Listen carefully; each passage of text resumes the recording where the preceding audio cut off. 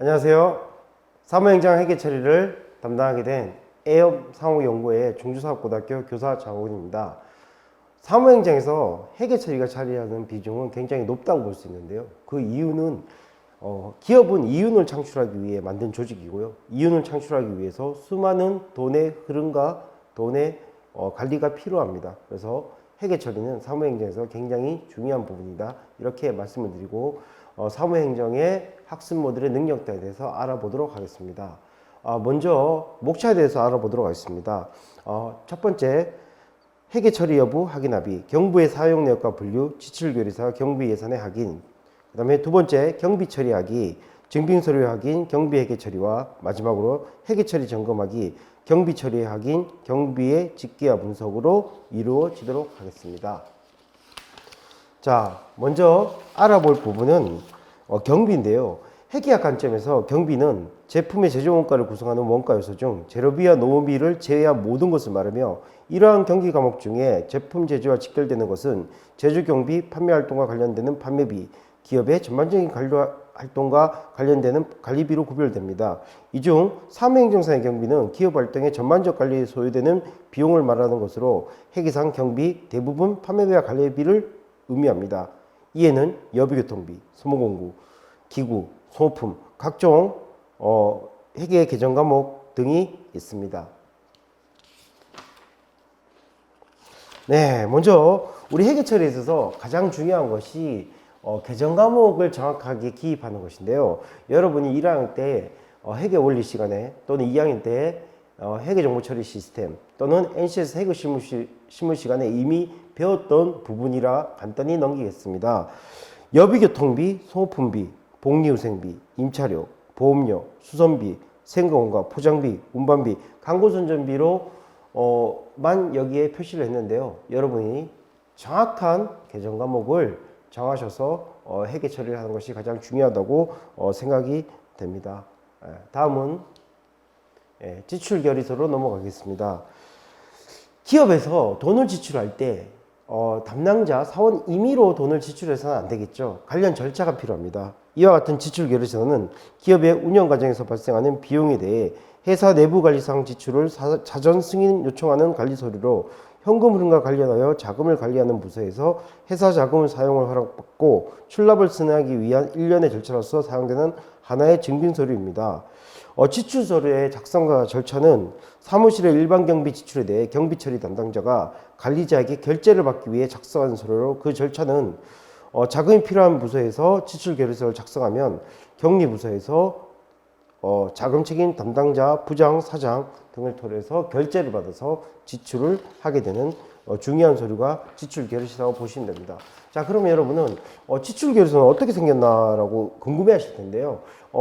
화면에 예시 자료가 있습니다. 거기 보시면 지출을 하기 위해서 이제 영수증이 표시가 되고 언제 내역이 들어가고 금액, 그 다음에 어느 부서에서 어떤 목적으로 쓰겠다라는 내용이 들어갔고요. 위에 결제 라인을 보시면 담당자, 그 다음에 본부장, 대표 이런 분들의 사전 승인을 받고 지출 결의를 한다고 생각하시면 되고요. 이런 지출 결의서는 굉장히 중요한 회계 처리의 증빙 서류입니다. 자, 우리가 회계 처리에 있어서 지출 결의서만 있는 게 아니고요. 모든 돈을 지출할 때는 증빙 서류가 굉장히 중요합니다. 나중에 공인회계사의 감사를 받기 위해서는 신뢰성이 굉장히 중요하기 때문에 증빙서류를 잘 갖추셔야 되는데요.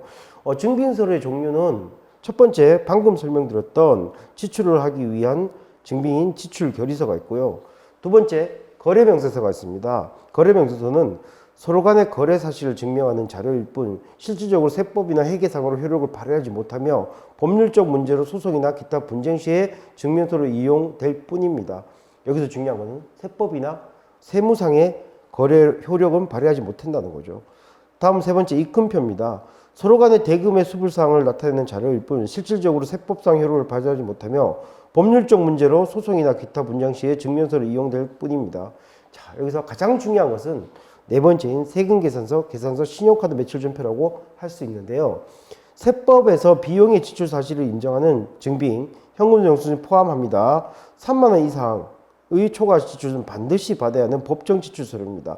자, 그래서 세금이 농반되면 세금계산서, 면세사업자나 영세사업자인 경우에는 계산서, 또 신용카드 쓸 때는 신용카드 매출전표가 세법상 인정되는 주요 증빙 서류입니다. 마지막으로 3만 원 이하 지출 시 세법에서 인정하는 법정 지출 서류는 영수증이 있습니다. 여러분께서는 이런 각종 증빙 서류에 대해서 자세히 알아놓으시면 좋으실 것 같습니다. 자, 다음은 회계 순환 과정에 대해서 보도록 하겠습니다. 회계 순환 과정은 일단 거래가 발생을 하죠. 거래가 발생을 하면 분계장에다가 분계를 하고요. 청계정 원장에 정기를 하고, 그 다음에 여러분이 정기가 제대로 된지를 하기 위해서 시산표를 작성하고, 결산 전에 결산 수정 사항을 기장을 하고, 그 다음에 수정 후 시산표를 작성하고, 마지막 장부를 마감해서 결산 보고서의 절차를 거치게 됩니다. 이는 수기에 의한 회계 처리 방법이고요. 하지만 여러분은 수기에 의한 회계 처리 방법을 아셔야 프로그램에 의한 전산 회계 처리 방법도 여러분이 쉽게 이해할 수가 있으십니다. 그래서 수기에 의한 회계 처리 방법도 여러분이 반드시 알고 계셔야 되는 거라 생각하시면 될 것 같고요. 프로그램에 의한 회계 처리 방법은 거래가 발생하면 컴퓨터에 스마트 A 프로그램 같은 ERP 프로그램에 여러분이 거래를 입력을 하죠. 그러면 거래를 입력하면 컴퓨터가 알아서 정기와 시산표, 각종 장부를 작성을 해주고요. 또 이것이 여러분은 끝이 아닙니다. 결산 수정 사항은 반드시 여러분이 직접 사람이 해주셔야 되고요. 이런 자동화 과정을 통해서 마지막 최종 결산 보고서, 재무제표가 생성되게 되어 있습니다. 자, 경비 처리 절차입니다.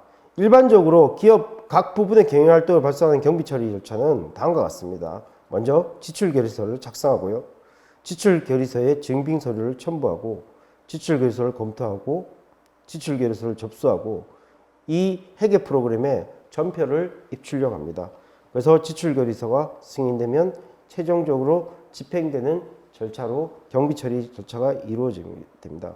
자, 왜 이런 절차가 필요하냐면 요즘 횡령 사건이나 뭐 이런 것들도 뉴스에 심상찮게 볼 수 있습니다. 각 개인이 혼자 단독적으로 처리하게 되면 여러 가지 문제, 신뢰성, 투명성 이런 것들이 문제가 되기 때문에 반드시 경비를 지출할 때는 절차에 의해서 결제를 받아서 집행하는 그런 절차가 회계에서는 중요하다고 할 수 있겠습니다. 네, 우리가 그 회계 처리할 때 우리가 그 옛날에는 전표를 작성을 했죠. 화면 왼쪽에 보이시는 게 출금 전표고요, 대체 전표입니다. 여러분 수업 시간에도 전표를 작성해 보셨을 건데요. 전표는 여러분 수업 시간뿐만 아니라 은행에 가서도 여러분이 작성을 하실 수가 있죠. 은행에 가시면 돈을 입금할 때 전표, 출금할 때 전표, 또는 돈을 송금할 때 전표 등을 보실 수가 있습니다. 그래서 여러분은 이미 전표를 작성해 보신 경험이 있고요. 이런 전표로 회계 관리를 하고 있으며, 또 오늘날에는 이런 전표를 수기로 작성하지 않고 오른쪽에 보시는 ERP 프로그램, 회계 프로그램에 여러분이 차변, 대변, 분계를 입력하시면 이런 전표는 자동적으로 생성된다고 볼 수 있습니다.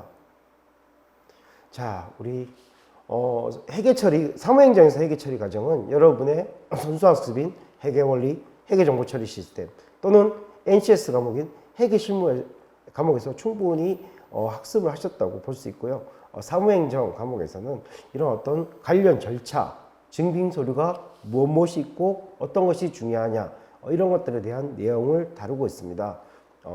회계를 잘하는 사람이야말로 진정 상업계고등학교에 꽂히지 않나 이런 생각을 가지고 있습니다. 그래서 여러분 상업계고등학교에 입학하신 만큼 회계 처리에서 많은 공부를 하셔가지고 나중에 훌륭한 상업계고등학교의 인력으로 거듭나시기를 바랍니다.